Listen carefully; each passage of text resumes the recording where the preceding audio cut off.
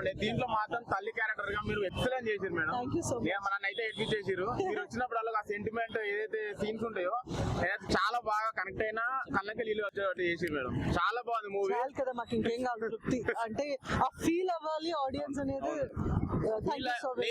నేను సినిమా ఇండస్ట్రీలో ఉండి నేను ఏడ్చాను అంటే ఆ సినిమా ఎంత బాగుందో మీరు ఆలోచించండి మేడం. చాలా బాగుంది మేడం. కంపల్సరీ మన తెలుగు ఆడియన్స్ సెంటిమెంటల్ గా ఒక సినిమా హిట్ అయిందంటే దాన్ని ఎక్కడో తీసుకెళ్లిపోతారు. కంపల్సరీ సినిమా చాలా మంచిగా ఉంది. Blockbuster movie. మా Seven Hills Satish and Gautam and the whole team కూడా ఎంతో దీని ప్రాణం పెట్టేసుకుని సినిమాని ఇక్కడ దాకా లాక్కొచ్చి థియేటర్స్ కి రిలీజ్ చేయగలిగారు. వాళ్ళ కష్టం వృధా పోకూడదు.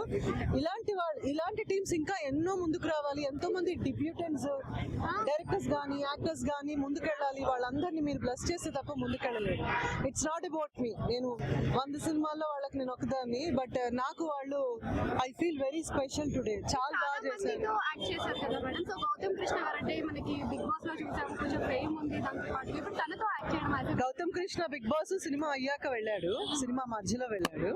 సో బిగ్ బాస్ వెళ్ళిన దగ్గర నుంచి కాకుండా గౌతమ్ కృష్ణ ఫస్ట్ నుంచి చూసినప్పటి నుంచి ఐ ఫీల్ లైక్ నాకు ఎప్పుడు ఏంటంటే నా రియల్ సన్, నా రియల్ ఫ్యామిలీ అనే ఫీలింగ్ గా ఉంటుంది.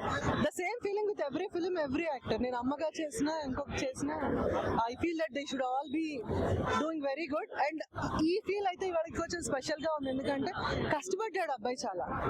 టీమ్ అంతా చాలా కష్టపడింది. God bless him and all. మీ అందరు కూడా thank you so very much. Thank you. God bless you.